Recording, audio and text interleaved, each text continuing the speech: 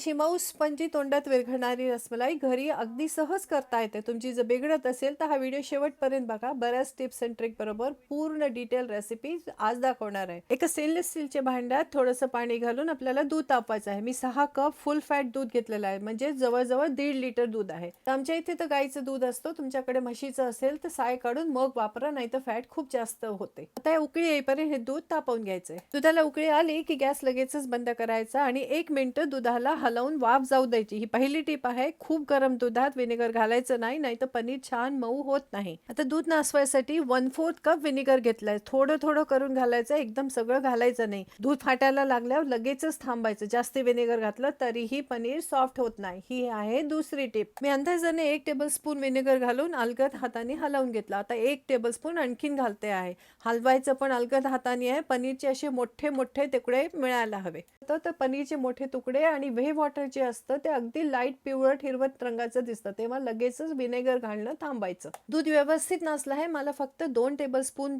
Vinegar लागलं, उरलेलं मी घालणार नाहीये. आणि आता लगेचच याच्यात आईस क्यूब घालायचे. ही एक आणखीन एक टिप आहे. त्याच्यामुळे पनीरचं टेम्परेचर खाली जातं आणि छान मऊ पनीर तयार होतं. आईस क्यूब विरघळले की याला लगेचच गाळून घेऊया.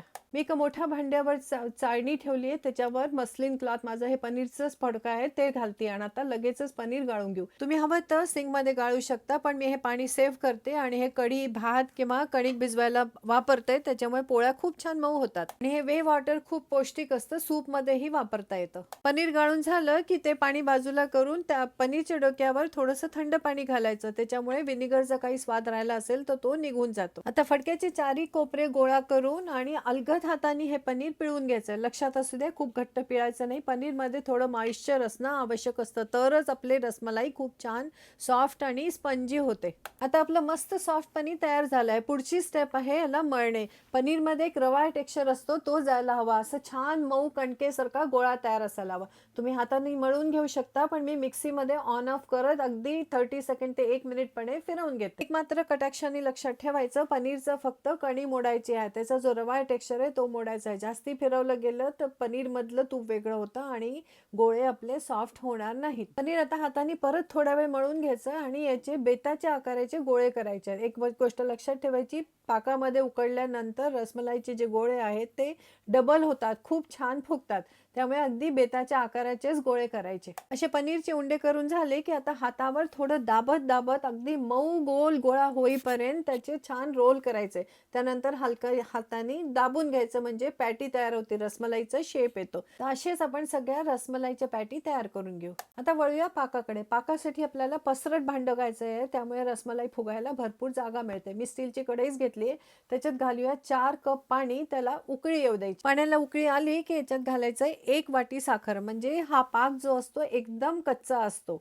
4 वाटी पाणी, 1 वाटी साखर. साखर चांगली विरघळू द्यायची. आधीपासून जर साखर घातली तर आपली रसमलाई पांढरी शुभ्र होत नाही, म्हणून पाण्याला उकळी आल्यावरच साखर घालायची. साखरेत काही घाण वगैरे असेल तर मळी काढून पाक स्वच्छ करून घ्यायचा. बाजारामध्ये रंग काठ घालतात, म्हणजे ते ब्लीच असतं, ते अजिबात वापरायचं नाही, केमिकल असतं ते. साखर पूर्णपणे विरघळली आणि पाकाला परत बुडबुडे यायला लागले की लगेचच रसमलाईचे गोळे घालायचे. एकदा हलवून घ्यायचं आणि झाकण ठेवून 15 मिनिटं न झाकण उघडता उकळायचं आहे. तर मध्येच झाकण उघडलं तर फुगलेले गोळे पिचकतात आणि ते परत फुगत नाहीत. आता जर तुम्हाला वाटलं की ते एकमेकांना चिकटतायत तर मग कढईचं कान धरून कढई हलवायची, पण तरीही झाकण उघडून चमच्याने नाही हलवायचं. 5 मिनिटांनंतर पनीरचे गोळे फुगायला लागतात आणि 10 मिनिटांनंतर साईज डबल होतो. मध्ये जो पाक दिसतोय तो नाहीसा होतो. इतके जवळ ते जाऊन चिकटतात. तुम्हाला मी जवळून दाखवते. 10 मिनिटांनंतर गोळे डबल झाले आहेत साईज मध्ये. तुम्हाला दिसत असेल ते एकमेकांना चिकटले, पण ते चिकटणार नाही, नंतर ते मोकळे होतील. आता अजून 5-7 मिनिटं अशाच शिजवायचं आहे. त्यानंतर गॅस बंद करायचा आणि गार होऊ द्यायचं. आपल्या रसमलाईचे गोळे पूर्णपणे तयार आहेत. हे गार झालेत. आता मी हाताने पिळून तुम्हाला दाखवते किती छान स्पंजी झालेत. एका वाटीत पाणी घेऊन हा गोळा टाकायचा, जो खाली लगेचच बुडायला गेला म्हणजे समजावं छान शिजले आहेत. आता रसमलाई सर्व करूया. त्याच्यासाठी मी दूध किंवा रस आधीच तयार करून ठेवला होता, म्हणजे 4 वाटी दुधाला उकळून 3 वाटी केलं. त्याच्यात थोडंसं केशर, वेलदोडा आणि गुलाबजल घातलंय. तर रस माझा तयार आहे. आता हे सगळे गोळे पिळून काढून एका ट्रे मध्ये घेऊया. त्याच्यावर भरपूर रसमलाईचा रस घालायचा आणि फ्रीज मध्ये ठेवायचा. हे थंडगारच छान लागतं. थोडंसं वरून पिस्ताची पावडर घालताय त्याने आणखीन सुंदर दिसते. मी सगळे टिप्स अँड ट्रिक्स सांगत तुम्हाला मस्त रसमलाई दाखवली आहे. सगळे टिप्स फॉलो करून तुमची ही रसमलाई खूप छान होईल. मला कॉमेंट मध्ये कळवा आणि शेअर करायला विसरू नका. दूध मात्र उत्तम क्वालिटीचं घ्या.